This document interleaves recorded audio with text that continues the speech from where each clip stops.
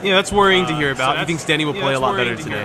Yeah, it's one of those things of like maybe you caught him on an off day, I mean, or at least in his mind. Right. Not specifically you. But game one here, round one, we're going to see Zepdragon versus Booyahman, Charizard versus Zelda.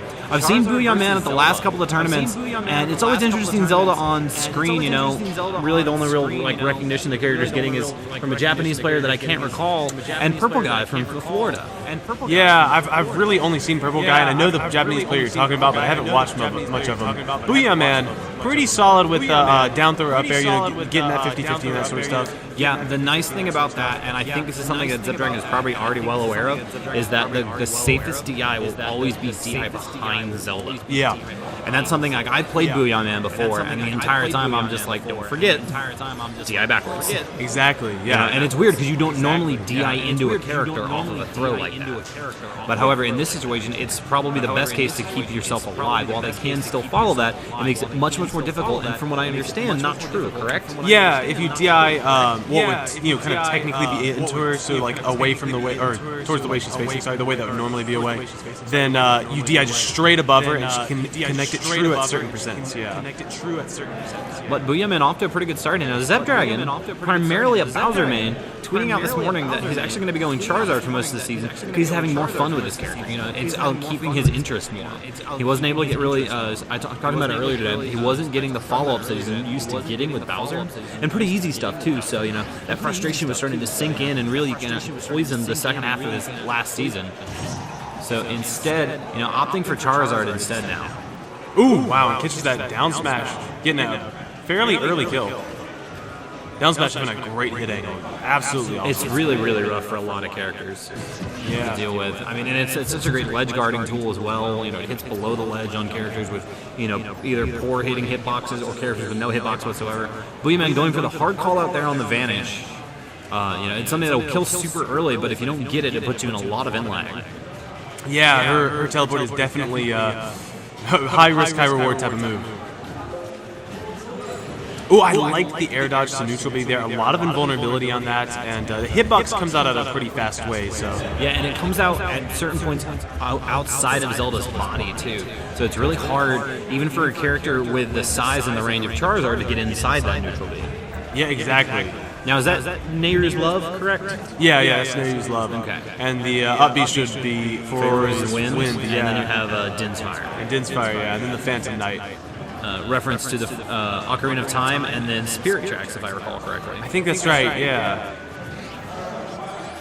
Oh my gosh, yeah. So Charizard's head sticks out really, really far up, and that move, unlike Mewtwo's, I believe the launch hitbox just stays out. Yeah. That was silly looking. Zelda's like waving her hand above her head, and just suddenly Charizard's dead. What happened? All right, well, this is anyone's game right now. I mean, Booyahman's going to have to get a couple of strings going here, and that down tilt is such a great combo starter for Zelda, too. It's what you primarily see Purple Guy start things with. However, poor DI there does make him fall victim to the up air. Yeah. But what you see a lot from Purple Guy is that he'll pop opponents up with that down tilt and then go for Nair, Nayru's Love. You know, there's a couple of options that you can start from and get really big damage right away. And it's not really something you see because none of it's really true, but it's like this mental mix-up of like suddenly all these hitboxes coming out at once. For a character you don't expect that from. Right, it's puts her in extreme advantage and they're right in front of your face. Absolutely. Yeah. And to Booyahman's credit, he is using the best Zelda skin too. So he's got that going. Okay.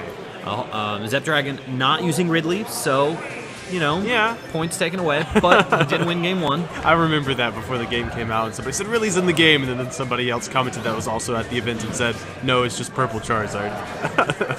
That was one of the best moments of this game. But beyond that, we're seeing Dreamland, which I'm kind of surprised it was left open, but it makes sense, you know. But that top platform... See, now that's where things get a little bit risky. You saw Booyahman get a couple of strings going there, get that up tilt, he's going to pop him up a little bit further in the air to get the Nair with it. However, Zepdragon, aware of the fact that that's not a true combo, pops that up B, which I believe starts in frame 4 or 7 with its iframes. Yeah, somewhere in there, or Super Armor, I believe. Okay. Yeah. When we were speaking earlier today, he did say, I asked him what the iframes were, and he said that was. So if it's Super Armor, that's a little bit more pleasing to me. That means I can go out there and challenge it. Right. To a certain extent. Ooh. And then we see the jab-jab mix-ups. It looked like Booyahman might have been DIing in there on the jabs, which will make this a little bit easier for Zepdragon to get. A lot of times you want to be DIing away and jumping out from what I understand, but of course even that can be chased. Yeah, and one thing he has to be very wary of right now is that strong backer of Charizard. Oh my gosh, and there it is, just pulled off the top for whiffing with that up air. It's one of those moves that kind of takes forever to come out, much like Lucario's backer, but it has that same shotgun power that you just get hit by and are blown away by at such early percents. Exactly, yeah, that's a really apt comparison.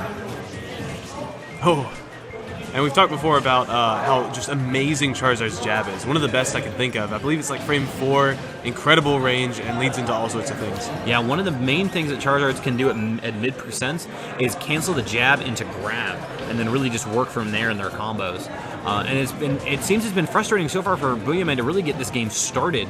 You know, a couple of times now he's gone for that call-out up air, but you know, Zepdragon able to land with Nair, and the frames just are so much better than Zelda's. Ooh, that was a rough decision right there. He just wanted to get Zepdragon off, and wow. Yep, correct decision making by Zepdragon. Game 2. Yeah. Easy, man. Really pushed him hard. I think that Zepdragon made great use of so Charizard's wings on his up